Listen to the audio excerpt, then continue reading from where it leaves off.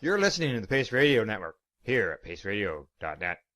The views expressed by the individuals during this broadcast are their own opinions, and they may not be the same as those of their group or other organizations they may be involved with. All medical advice during our broadcast is not a medical opinion and should be checked with your medical physician.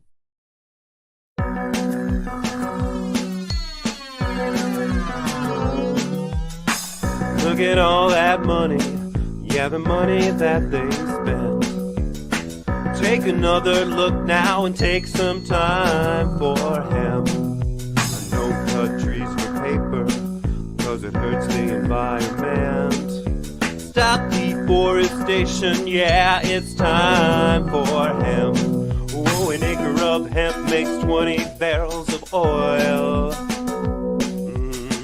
No need for pesticides to poison all our soil. People got no food, they got no clothes, they got no rent. Well, right now it's time for hemp. Thank you for taking time for hemp. I'm your host, Casper Leitch, and welcome to the big broadcast today. For those of you who have a photographic memory, you're going to love this show as we talk about some of the exciting events from the history of the cannabis movement, the marijuana movement, the hemp legalization movement. Because on the program today, we have a variety of information we're going to be sharing from a fantastic book written by an amazing author. And we've also got a great author on the program as a joint host today, Byrne. Al is a brilliant writer, and he's also written about the history of the cannabis movement.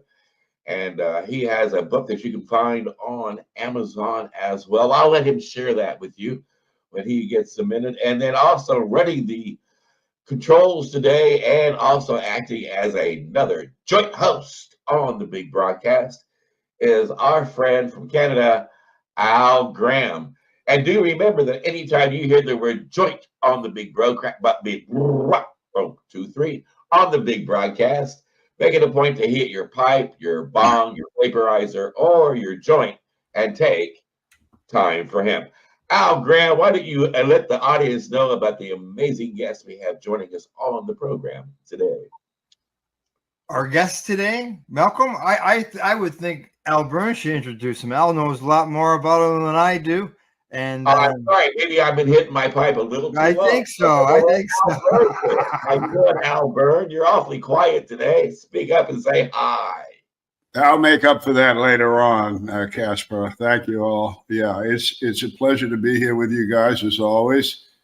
Again, folks, Casper and I worked for years on Time for Hemp before his retirement.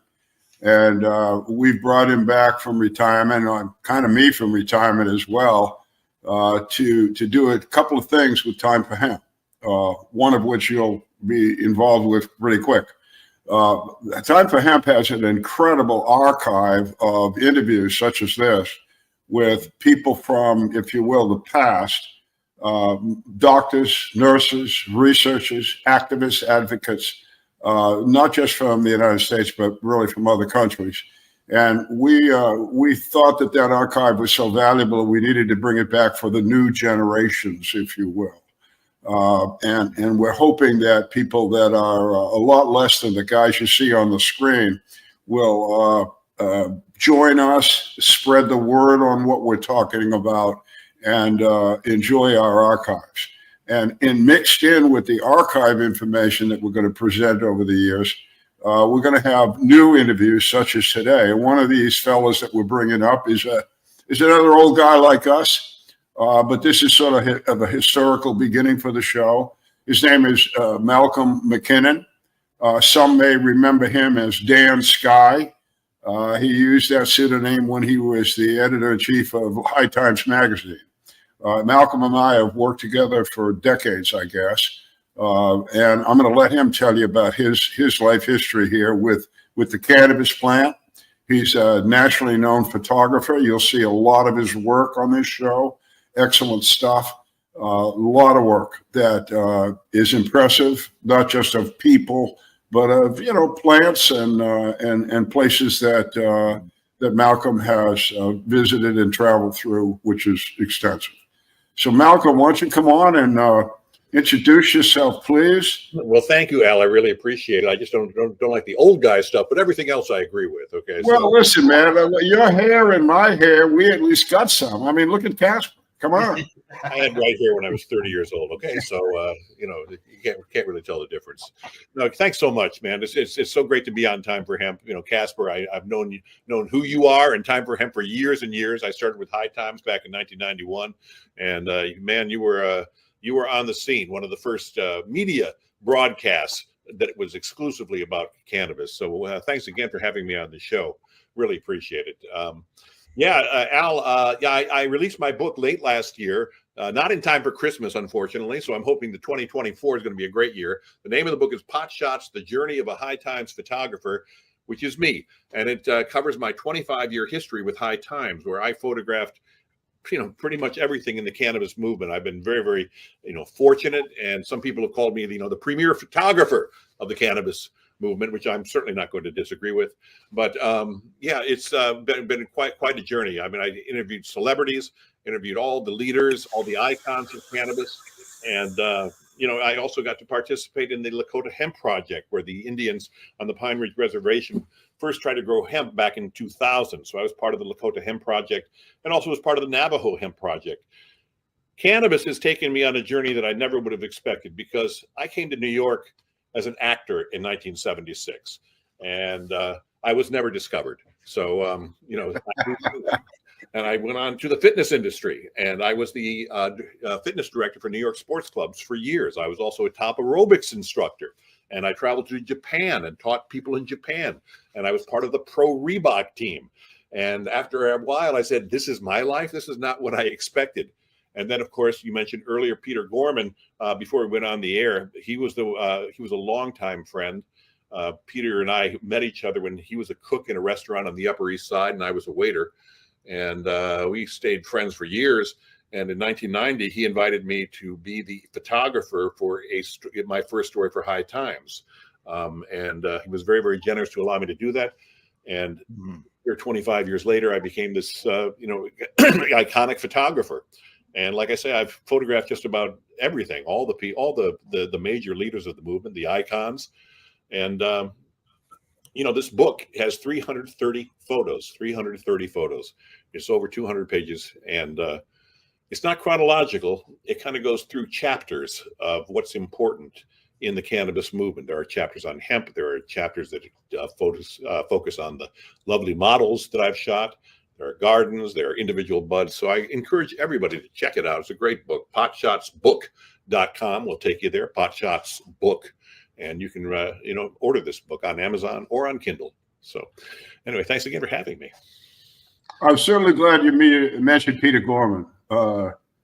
Another one of the guys that did so much for us. Peter's gone now. Yeah, but, he's well remembered by everybody. If you worked with Peter as we did, you had to respect the man in so many different ways. He was a great. He's an amazing man. First of all, he was a top chef. I mean, he truly was very, very gifted. Great writer. And he left High Times, and his heart was in the Amazon. And he was a senior editor for High Times, eventually became the executive editor of High Times. And he went down to the Amazon, became an ayahuascadero, where he was taking people on ayahuasca journeys. And Peter studied ayahuasca. He wasn't one of these fly-by-night, doofuses that go down there and get all the rich people. He did it in a very, very honest way, and he had real strong connections in Peru where he did these kind of things. So yeah, Peter is going to be missed. He was a great writer, a great friend. Yeah. Photos of him in your book? No, but it doesn't focus on the High Times people so much. I certainly acknowledge Peter in the book in the acknowledgments, but it was more about me outside the office. I'll tell you one thing about High Times. I was always glad to get out of the office, and I traveled over 1 million miles on assignment. Went all over the place. I was always glad to get out of the office. So to me, the book is about being outside the office and meeting all the wonderful people in cannabis. And believe me, what a cross-section of people, from growers to dealers to smugglers, all the people I met and respected. I mean, these were really righteous people. They were outlaws in the very best sense of the word. So yeah, as I say, High Times afforded me more opportunities than I could have possibly imagined as far as living life. I mean, it was over a third of my life. High Time is having some problems now. I know you probably guys are aware of that. It's in the news. They're going into receivership, which means they are selling off the assets. So I don't know where this is going to end up, but it's kind of sad. It's it's like the story of the entire publishing industry, though. So many magazines have gone under over the past 20 years because of the internet and because people don't read magazines anymore. So that's kind of where things are at. Yeah, well, High Times is an icon of its own. I mean, really. The other aspect of it. Let me interrupt you for a minute. The other aspect of it is the AI. I know Sports Illustrated laid off like 2/3 of his staff and is now having the magazine written by AI and illustrated by AI, just like the Hollywood strike was sometimes, in some ways, by the writers focused on not using AI scripts. Mm-hmm. And so not only are people not reading as much the printed magazine that comes to the newsstands or to all the cities. When they do read, they read online, and then oftentimes what they read online was written by AI and not a human. Right. So I can see on many fronts why it is that High Times magazine is now downsizing. Well, also, it's not downsizing. High Times has made some terrible decisions over the last 7 years since I left, and I'm not saying that I was it went downhill from when I left, but it did. I mean, it certainly did. They made terrible decisions afterward. They moved out to California. Why? I'll never know. When the entire industry, I told you, it's going to be on the East Coast. We have more people here on the East Coast between Boston and Washington than California. We have 20 million, 30 million more people on the East Coast. So, and it's going to be legal. So why are we moving the company? So they moved out the West Coast, and you've seen what's happened in California. It's been a disaster. The entire rollout of marijuana there. All this revenue they expected to get, well, they overregulated the damn place. And so, it's not what they expected. Everybody's gone back to the black market, and which I'm all for, by the way. So, Malcolm, tell us about Alex White Plume. Alex lives on the Pine Ridge Reservation. He was one of the leaders of the Lakota Hemp Project. And for 3 consecutive years, they grew hemp on the Pine Ridge Reservation. And each time they were raided by the feds. The first time in 2000, the feds came in with automatic weapons, with a helicopter, a major force, show of force, an operation that had to cost about $500,000. They had the BIA there, they had the FBI, the DEA, all to raid a small little hemp field. And so and the funny part is about this, they dragged away the hemp, all the hemp to the trucks, dragged it away, and they scattered seeds all over the place. So hemp started growing immediately the next year everywhere. But Alex, they finally slapped an injunction against Alex to make him stop growing hemp, and finally in 2015 the restrictions were lifted, and the White Plumes do grow hemp. But Alex is a leader on the reservation. He was the tribal president for a couple of years, and he's been very active in the hemp scene. His late wife, Deborah White Plume, was a major force. She was also involved in the hemp, but she was also fought uranium interests. She was part of the pipeline protests. Deborah White Plume passed away a couple of years ago. And the White Plumes were a force and remain a force on the reservation. Go ahead. Correct me if I'm wrong, but that the Lakota in their a treaty with the United States government was given the right to grow hemp. And isn't that what Alex leaned on? Absolutely. It's the Fort Laramie Treaty of 1868, that they were all land for number one between I forget, the Powder River and the Platte, something that was all designated as Indian land, which was never supposed to be encroached upon. Well, we know how that all worked out. And they were encouraged to grow the crops of the day. What are the crop of the day back then? Hemp. So that was one of the major arguments that the Lakota had. You have to remember, in 2000, the tribe passed a tribal ordinance that allowed growing hemp, and the feds disregarded that and came in force 3 years in a row. Yeah, I remember all that. It was sad, and I thought that tribe was remarkably brave facing down the federal government. I was glad that nobody went to jail, but nevertheless, that could help the economy of that Indian nation. Yeah, Al, that was the whole point. To get some kind of economic sovereignty on the reservation. That was what the whole thing was about. And the thing is, I'll tell you, this was becoming a real issue for the Indians to once again come together and fight the federal government. And I think the government was a little bit nervous about how this was ending up, because I know Alex at one time said if the feds come in again, they're going to come in and we're going to block all the roads so they can't get out. So that's how serious things were getting. And I said, wow, man, I got to be there for this. It's going to be, it's going to be Wounded Knee #2, I know, like right here in Canada, there's the issue of sovereign cannabis with First Nations and our legal cannabis here in Canada. Yeah. And they want to have that right to be able to have their own system outside of the legal system, and they're fighting for it. And some of them are being very, very successful on it. Oh yeah, there are a lot of tribes that are growing successfully, and there are a lot of that also goes for recreational cannabis. There are dispensaries on the Pine Ridge Reservation now, but there's also a lot of corruption going on. There are a lot of outside entities coming on the reservation, and there have been problems, in a number of reservations. As far Casper, let's put up some of Dan Skye's film pictures and let him tell us about them. Okay. All right, I will do that. Just a minute here. We'll start with this one. Hold on. Okay. Hey, Malcolm, I always wanted to ask you this question, so here's my time. Why did you use that pseudonym? Well, it was funny. When I first was working for High Times, I was covering the New Age scene, which I found extremely funny and entertaining. And so I went out in Sedona. I did a number of stories out in Sedona, and I came back. Somebody gave me a New Age tape, and it was called Skye Dance. And the art director, who is a rock and roller, just laughed about it. Started calling me Skye Dance, so I just reversed it, Dan Skye. That's as simple as that. Well, there you go, guys. Now we know. Now we know. What do we got on the screen there, Malcolm? This is the first recreational harvest of New York City. This was happened in 2022. Yeah, 2022. This was the very last feature I did for High Times magazine. I was published in 5 different decades for High Times. 5 different decades. Wow. If I was Gordie Howe, if it was hockey, I'd be Gordie Howe. Okay. So yeah, this was my last feature for them. This was in October up in Poughkeepsie, New York, and these guys had it going on, man. So this is a tremendous, beautiful October morning that I was so pleased. Got up on their water tower and shot this shot. Yeah, great. Nice. Thanks for showing Very that. Very nice. Yeah.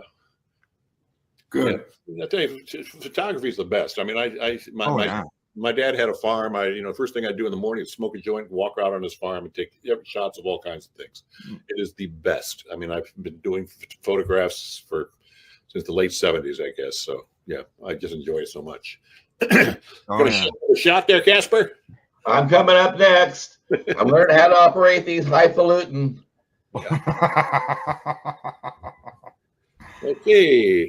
Oh, this is the highest photograph I've ever taken. This was taken in near Alma, Colorado, which is actually the highest incorporated city in the United States. And Alma has a great dispensary called High Country Healing. And the owner took me up about 2,000 feet higher. This is about 14,000 feet. So we shot this, and that's a bristlecone pine tree in the background, one of the oldest living plants on Earth. It lives to 2,000 years old and can survive in the harshest climates. So, yeah, this was a wonderful shot, the highest shot I've ever taken. Where'd you get the buds? The buds were from the dispensary, man. I'll tell you, I depended on dispensaries and growers and dealers for the buds. I mean, seriously, I've never been a grower, so I depended on the kindness of strangers. Well, they sure gave you a big pile of nice-looking buds. Yeah. I saw lots of buds, man. I tell you.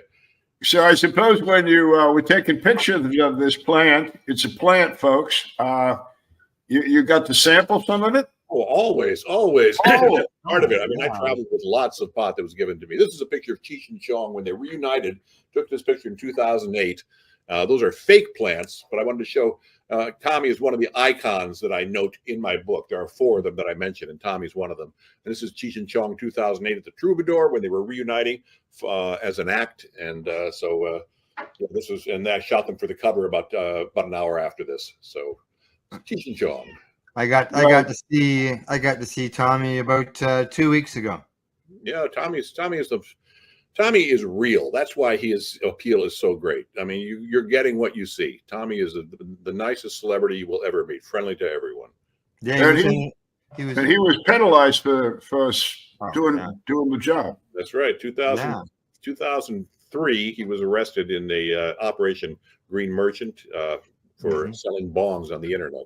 This is Dennis Byrne, also one of the icons that I mentioned. Dennis, of course, is the father of medical marijuana.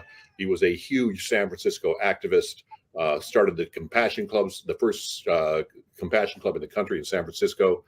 He died about 3 or 4 years ago. I photographed him at his home in San Francisco. Truly one of the remarkable people who knew politics, uncanny ability to talk to all kinds of people and get things done. He was principally responsible, not principally, but certainly one of the architects of Prop 215, which legalized medical marijuana. No, I need to rephrase that. He was the architect of 215. Dr. Todd Vickeria helped a lot. I understand that. But I can say that for a fact. Thank you. I sat and listened in on conversations between Jack Hare and Dennis Perone. Jack Hare would argue, Dennis, you're wrong. We got to do it on hemp. The country doesn't know about hemp paper. They don't know about hemp fuel. They don't know about hemp clothes. And Dennis would say, that's old history, Jack. They do know about it. What they don't know about is how you need it for medical, how you need it for your arthritis, how you need it. And they don't realize that all cannabis use is medical cannabis. Medical cannabis use, and you don't understand, Jack. You're not going to legalize it on just hemp. And Jack would say, Dennis, you're wrong. Medical cannabis is old school. Everybody knows about that. They got to make it for the fuel. If we do it for the fuel, Dennis, we'll be able to legalize this. And they went back and forth and back and forth. And I sat and listened and listened and listened. And Dennis said, well, you watch, Jack. And then Dennis began Proposition P with Dr. Todd Vickeria and a few others, and then they followed it with Proposition 215 with the help of Leitch Shaw and a handful of others. But the whole brainchild of the medical cannabis movement is Dennis Perone. I love Dennis. He's one of my heroes. I was blessed to have had a friendship with him, blessed to have smoked with him, blessed to have learned from him. And I hope that my archive is used to help maintain his memory, his voice, and his knowledge. Thank you. Yeah. You know, when he said, you know, like I said, he said that all, he said that all cannabis use is medical. It always leads me to the my thought that why do we smoke? We don't smoke to get high. We don't smoke to get buzzed. We smoke to feel better, right? We smoke to feel good. So I always said that, you know, I always said high times should be better times, you know, something. You know, I think that's important to bring up, Malcolm, because that whole idea that we're all just stoners and we can't do anything, and that's such a misnomer. I'm glad you mentioned that. Yeah, and I agree. And I understand Dennis's comment about all use is medical, because it is a relaxant. It makes you feel good. Well, if you feel good, that's what being healthy is about. Exactly. I mean, to me, it's pretty friggin' obvious, you know, but he said it, and he said it right. Yep. Well, and I can tell you, it's an interesting position to be in now that I'm almost 100, right? To realize that I was able to sit in on those conversations with two great people like Dennis Perone and Jack Hare and listen to them have such a debate. Sure. Well, see if you can get a picture of Jack. He was certainly the icon. I start off my book with Jack Hare. I met Jack in 1994 at the first meeting of the Hemp Industry Association in 1994. And then in 1995, spent a week with him in Los Angeles, photographing me in a number of locations, and became some classic photos that I took of him. Jack, I'll bring that photo up here in a minute. But right now, I'm just curious about this one. Oh, well, this is Alex Whiteplume. This is with his grandson, and they're planting hemp. This was in 2001 at the second hemp planting. And this ran in high times. I thought this was a very, very heartwarming photo. I mean, just simplicity, you know. And so he was just helping his grandson grow hemp. And so, yeah, thanks for showing that. Well, and I think it also demonstrates the importance of sharing this information from generation to generation. Sure, absolutely. Oh, absolutely. Completely agree with you, Casper. And then let's see. It's all part of history. This one. I got to admit, I am a dog lover, and I fell in love with this when I saw it. All right. Here we go. Oh, this was taken up in Humboldt County, and that's the Pacific out there in the distance. But yeah, I was shooting this 23-pound bale, and the dog dashed into the photo while I was shooting, and I was just lucky, man. And those are of course wonderful mushrooms in the foreground. Nice. Part of my display. And yeah, that was taken by some great growers up in Humboldt County who helped me so much in so many ways. He showed me took me tours of Humboldt County gardens, so many. They were so generous. The people in Humboldt County who toured me around were the best. I mean, they are a breed unto themselves. They really are. Trinity County is even weirder, though. Trinity County is, Northern California is something else. I took this, obviously, in the Hollywood Hills. And the story behind this, I was taking the shot, and I had an LAPD helicopter come over and hover over us. He took off, came back a second time, and we continued to shoot. Third time, I said, I'm not taking any chances. He just hovered there. He couldn't land because it's very, very hilly country. But I had to get close enough to the Hollywood sign with a wide-angle lens so I could shoot this. And I shot this. There's the date, 1997. Scene, herb, take a hit, roll one. So that was a classic shot. Truly was. It took some risk, but I didn't really feel but it was weird having the helicopter hover right over us, and I covered it up with my reflector, and then I had my assistant, the guy who was helping me that day, just pretend like he was posing as a model, and so he had his shirt off because it was a very hot day, and so he just posed, and I took a few shots like we were doing that. So yeah, that's what happened. You had an interesting path, I must say, and all of your work. I don't know how you were lucky enough to be led from point A to point B, but it certainly is an amazing journey. I can say that. Made a lot of friends, that's for sure. I mean, I'm a curious person, so I'm always interested in people, and like I said, the cross section of people in the cannabis industry is amazing. All their backgrounds. This is Alex White-Plume's daughter, Rosebud White-Plume. Now, this was the result of after the 2000 raid, when the feds dragged the plants away, seeds were just scattered everywhere. So this field was planted by the elements, by nature. And so Rosebud dressed up in a jingle dress, and she went and posed in this for me because we were still covering the Lakota Hemp project because it was ongoing. And Rosebud posed with a traditional jingle dress. She's married now. She's got 8 kids now. But she's something else. She's an amazing person. She's still doing what her mother was doing, Deborah White-Plume, still doing the work. Lester Grinspoon. I shot this up at his retirement community a few years before he died, and he had never posed with cannabis in his life. But I asked him, would you mind doing it just for the record, just doing it? And he said, yeah, why not? So we went out into the courtyard of his retirement community, and he sat there, and I shot this photo. One of the nicest men you could possibly imagine. And I truly gave our movement unassailable credibility, because how do you argue with this guy, a medical professor from Harvard? And he was the guy who wrote these books and was anti-cannabis until he did the research, and then he said, boy, we have been duped. That was his whole that was his entire life. We have been duped. And then his son. David has taken his mantle. Absolutely. I was blessed to have had him as a guest on my show a few times, and each time it was because that he and Al were very good friends, and Al brought him to the show. But over the period of 2 or 3 years, Lester and I became friends as well. He had a very keen sense of humor. Oh, he did. Well, listen, I asked him. I did a big feature article, cover story on pot and sex. And so I interviewed him. What do you think? Is pot an aphrodisiac? And he was just the most wonderful interview on the whole thing. He had a ball with it. He really did. He was great. He was, I was on active duty. I was out in the Indian Ocean, and there's a lot of extra time out there. And I did read his book. That really got me interested in medical cannabis. What was it? Marijuana Reconsidered, I believe is the name of it. That's right. And he intrigued me. And I'm proud to say the last interview that Dr. Grinspoon did, I did it. And he was just as you say. He was funny, gracious, and of course, if people don't know about Dr. Grinspoon, he was the best friend, I guess, of Carl Sagan.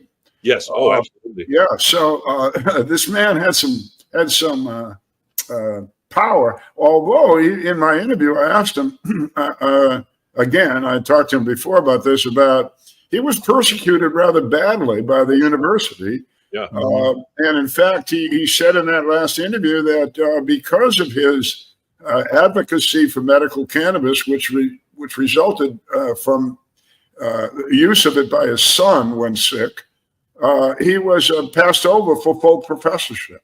Yeah. The guy's just an injustice, total injustice. Even up here in Canada, I've even got a Lester Grinspoon story, and how Lester helped me educate a lot of people at cafes through the documentaries that he was featured in.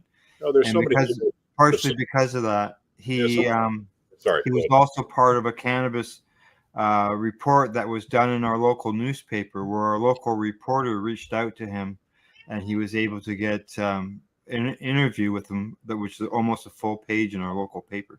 Yeah. Yeah. And Al, unless I'm mistaken, that last interview that you did with him, that he did for posterity, aired on Time for Hemp. What do we got there, Malcolm? Besides some really nice looking females. This was taken at the gardens of B.E. Smith in Trinity County. B.E. was a major advocate in New York, in California, and he served, I think, 18 months in jail for growing, and he went right back to growing when he got out of jail. I always like shooting into the sun. I get very, very few photos that work out, but you never know what you're going to get. And in this particular photo, I used a flash and shot into the sun, and I got this tremendous photo. And I always made this kind of use whenever I show this photo, I use biblical references. I don't know how you can deny it. I mean, seriously, beautiful sun. Nature. I love it. Yeah. Well, that's true. That's one of the things that Jack convinced me of when I first became a participant in the hemp and marijuana hemp legalization prohibition movement. Wow. Thank you, Jack. Was that it really is a gift from God, that this one plant can create all the creature comforts that we as human needs, clothing, food, plastics, anything. And then it also creates amazing food that is good for us to survive and to grow on. And then it gives us all this great medication. So I do agree with you, Malcolm. It is a gift from God, and to use a biblical reference with this image is the right thing to do. And also, Casper, the other thing is it makes us laugh. One thing that used to annoy the shit out of me is when people say, we have to be more serious about marijuana. I mean, we have to be serious. I mean, I don't like Tommy Chong. Tommy Chong is bad for the movement. I mean, we have to be more serious. We can't be stoners. I said, what are you talking about? Everyone knows that pot makes you happy. I mean, you enjoy life a little bit more. People laugh. What are you talking about? We have to, smoke and be serious. And I'm medicating. No, I hate that. I hate that so much. I hate it. Well, and then the other thing, I remember watching a documentary on how laughter can heal all types of different diseases and problems in the body.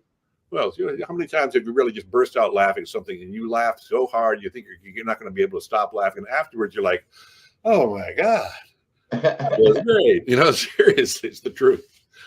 Well, it sure looks like the guy in this picture is laughing. Yeah, Joe Rogan. Yeah, I photographed him he was did a little article on Eddie Bravo, who was a martial artist. And so Joe was his foil. And Eddie performed all these martial arts moves on him. And so we were sitting on a great big, I can't even think of the name of it, but on a great big white canvas that I was shooting on. And so they were taking a few bong hits. I asked Joe, I said, you mind? You mind? And he was very, very cool about it. I'm not really a big fan of Joe Rogan, but he's a nice enough guy. I remember at the time, I'll just tell this quick story. He was talking about how bad Sarah Palin was as a vice presidential candidate. And I said, he said, she's got 6 kids. How can she be a vice presidential candidate? I said, well, men have children too. And he got very, very angry at me. Well, one thing is for certain about Joe, he is very smart. And he knows how to do an excellent interview. He knows how to get the right questions at the right time. Yeah, to a point. He's he's a good interviewer and so forth and so on. But I think he's completely. I think he can be very, very dangerous with some of the people he allows on the air. So that's kind of how I feel about Joe. I don't think he's necessarily a responsible journalist. What's the next picture we got going here, Casper? I'm getting there. I think people are going to recognize this one here. He's a friend, I gotta say, of Martha Stewart. Snoop Dogg. Yeah, he was backstage. This was at a 420 event in 2013 in Denver, and I was backstage with him. He was Michael Kennedy, one of the principal shareholder of High Times, was backstage with him, and so I took a number of shots of Snoop doing what he does best: smoke pot. He was very, very nice. I got some video of him we were doing the Cannabis Cup at the time. Very, very friendly. Ran into him a couple times in my travels, and he's Snoop. He represents. So, Malcolm, what we're in the middle of your photos. These are remarkable photos. I mean, it's just excellent. The plants, the people, how did you get the skill? Where'd you get? How'd you get into this? I'll tell you, I started out with a snapshot camera, and I was taking some very, very fine shots with a snapshot camera. With old 110 cartridge film. My wife bought me a camera in 1982 at Christmas, and I started shooting everything in sight. I never took a photography class. I read a number of photography books. I read magazines. I looked at all kinds of photos, and I shot everything I could shoot. And I didn't have anything published professionally until 1989. And it took me a long, long time to really think that I think I know what I'm doing. And that wasn't until like the 2000s. I mean, I had a lot of successful shots. It takes you a long time to really feel like I know what I'm doing. I can go into a situation, I can pull this shot off. Yeah, it was a long haul. I was very, very fortunate to have High Times to get published in. When I first worked for High Times, I wasn't all that interested in staying with the magazine. I was more interested in having my photos published. But as time went on, I realized, for number one, I can't just be a photographer for High Times. I have to write as well. So I became a very, very prolific writer. I wrote more features than anybody nearly in the history of magazine. I did hundreds of interviews with all kinds of different people. So I had opportunities at High Times. I took advantage of every single one. I was an ambitious person. I remain that way. This is, of course, Woody Harrelson. And I was, like I said, I was very ambitious. I jumped on this story. This is when he purposely grew hemp in Kentucky. He bought a 1/4 acre of land in Beattyville, way out in the country. And he planted 4 seeds and orchestrated his own arrest. So this was 1996. And so this took 4 years to move through the courts, and he was eventually acquitted in 2000. And he was acquitted, coincidentally, on the same day that the feds came in and raided Alex White Plume's first crop. Now, you ask me, is that a coincidence? I don't think so.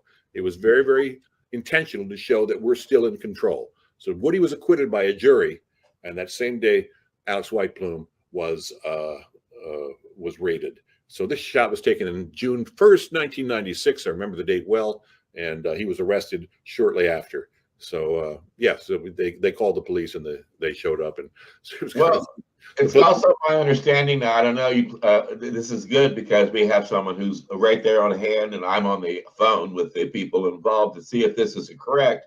It's Gateway Galbraith was involved with all of this, and it's my understanding that Woody got involved with the hemp movement, the marijuana movement, because of his friendship with Willie Nelson, and he also met Gatewood, who was a friend of Willie Nelson as well.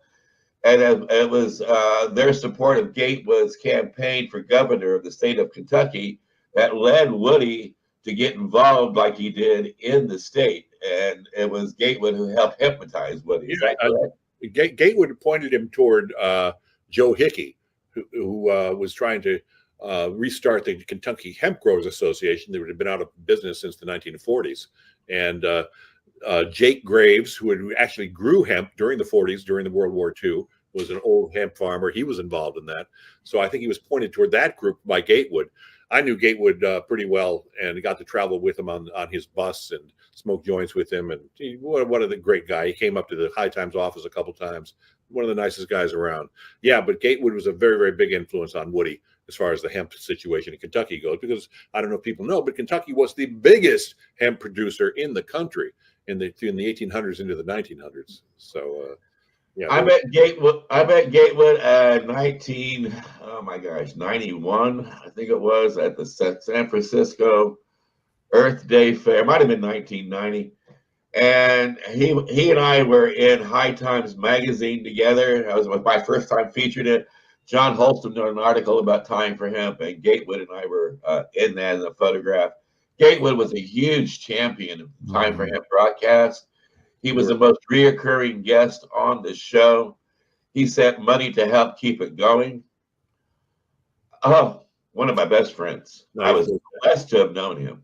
Great guy. Me too. No, seriously. Yeah, I had him. I invited him, and he was very generous. He came and speak at a normal conference, right about when you're talking, Casper, in 90, 91, someplace in there.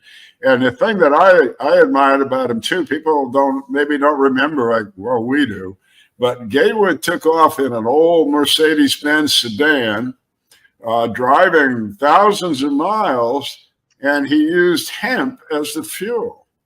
And I thought that was an excellent demonstration of the plant's ability to function in yet another fashion that it's still viable today. It's still a good fuel, but hemp, that I don't know what he called it, a hemp mobile or something like that. Yeah, but it got a lot of press. It did a lot of good, and he was, as you guys have said, he was unique. He was special. He died far too young of pneumonia. Yeah, this was taken outside of Las Vegas in Red Rock Canyon. I went out early in the morning and I bought a dump truck and a earth mover in Walmart the night before. Went out early in the morning and shot this stoned quarry, I called it. It was the only problem with this. There was a lot of breeze that morning, and I lost probably an entire ounce of pot, which of course I had to pay for. A very expensive photo shoot, but yeah, this was a fun shot to take. That's a fun shot. Yeah, lying on the ground first thing in the morning out in the desert. What else we got, Casper? Well, I think that's all of them, but this last one here. Just a minute here. Let's see. Last one. All right. Screen. Select window. And I think we all kind of recognize this guy. Jack. This is during that week in January 1995 when I spent a week with him at his apartment. I have never seen, so it was like Grand Central Station. I mean, there are so many people coming in and out of his apartment. Anyway, we went out, we shot on Palisades Park overlooking the Pacific. It took a few shots out there, one that landed on the cover of High Times.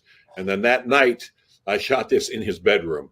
And I didn't have the right equipment, so I took one of his lamps out in the living room, one of those, tall living room lights, and I pointed it toward his face, and I got lucky, man.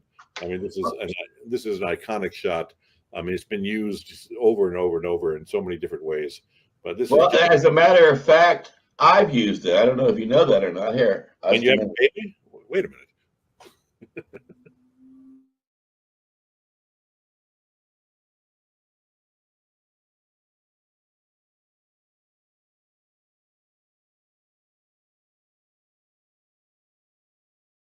Marijuana, the hemp plant, was our Earth's #1 paper, fiber, and fuel. All our sails, ropes, books, Bibles, maps, covered wagons, towels, diapers until about this century. Imagine, 85% of history wasn't taught to us, but they made us learn about jute and sisal and flax and reindeer and cotton. But when almost all of it was hemp until the middle of the last century. It's a wonderful system that we have, that we put our kids in jail for growing a plant that is the best medicinal, that nobody's ever died from, that federal judge Francis Young said is the safest therapeutically active substance known to man. And this is what we put people in jail for. A medicine that's the best medicine that we know of on Earth for chemotherapy, nausea, for multiple sclerosis, for asthma. So my own children are asthmatics, and my children smoke pot for their asthma, and it worked, and it saved them. My kids are in the top 2% of the class. I hope to teach everybody this information, and I hope to make the enemies madder at the system that didn't teach them anything than at us, who want to teach them all about what paper was, what fiber was, what fuel. You can make all this stuff naturally, as we once did before, but now at a fraction of the cost, and save the planet with the healthiest plant on Earth. And this we've outlawed.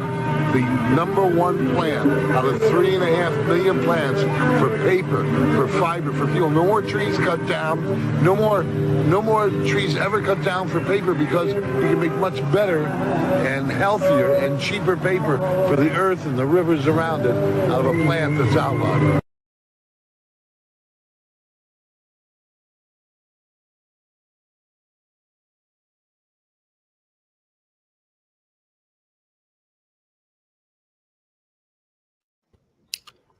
Well, that was a surprise. Oh goodness! You're gonna have to send me that clip. I'm gonna post that. All right, you're gonna have to send me that. All right. Do you like that? Really? I love it. I'll post it on Facebook. People will love it. I guarantee you'll get hundreds of hits. Yeah. Jack deserves all the recognition we can give him. I just want to point out another fact about Jack. He was an Army veteran. He's a veteran. Dennis Perone was an Air Force veteran. He served in Vietnam.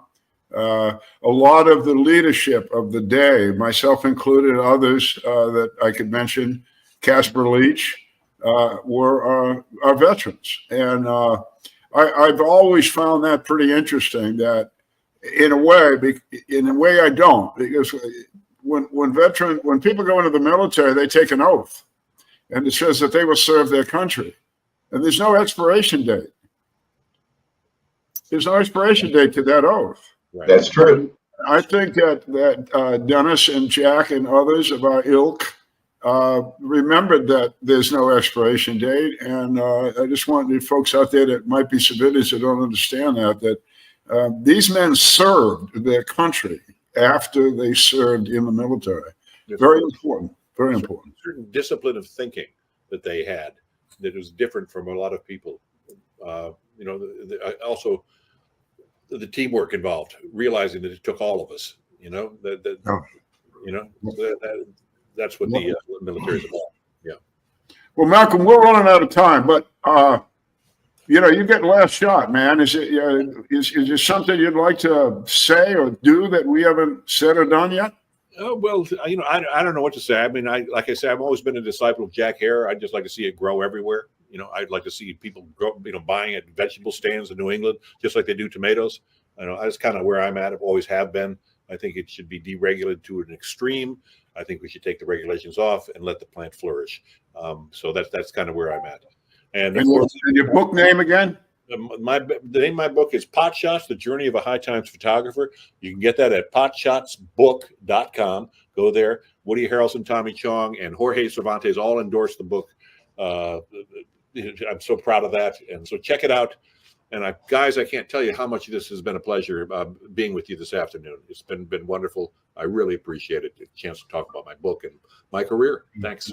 Well, that's reciprocal. We're glad to have you. We're honored and the work you've done over the decades, 5 of them, remarkable, just remarkable.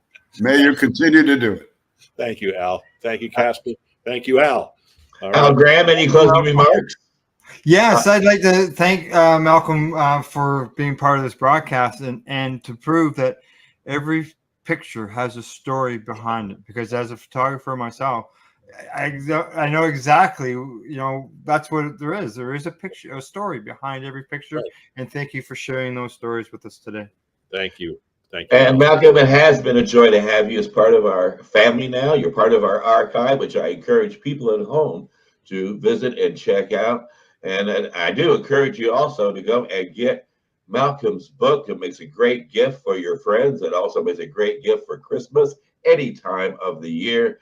And it's something nice to look at when you are taking time for hemp. That is true. So what we want everybody to now know is that the next time you get a chance to let somebody know around you how important this plant is, remember they are learning something of value that they can share on to others. This plant is a gift from the heavens because it does produce so many different wonderful products like paper, fiber, fuel, medicines, and more. And that's why it's so important that the whole world know that it really is time for hemp. Look at all that money, the money that they spend. Take another look and spend some time for hemp. Don't cut trees for paper.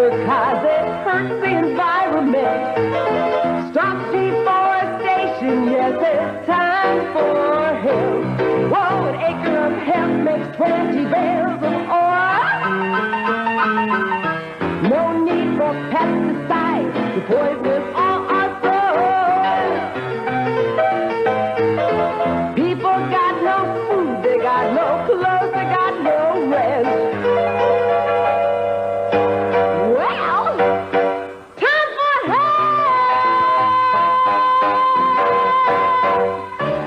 Yeah! You're listening to the Pace Radio Network here at paceradio.net.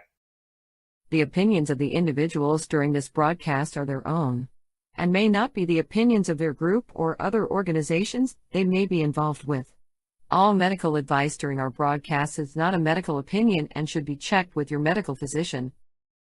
When you have a pain that's reached its peak, Legacy for 20, it's so unique. If organic cannabis is what you seek, here's your trusted partner 7 days a week. Suppository salves, vapes and drops, topicals, edibles, infused pop. Just when life seems like it ain't easy, at Legacy 420, enjoy a pop freezy. Lab tested products, make them the GOAT. Legacy 420 out on your road.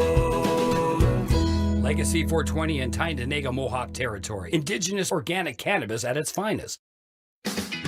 Enjoy the buzz of legalization with Campbellford Lifestyle Shop. From lights to plant nutrients, books, consumption accessories, and more, we've got all your basics to grow or consume cannabis. Visit our info center or take a look at our piercing services and body jewelry, now available in-store through Campbellford Lifestyle Shop, 17 Bridge Street West, Campbellford.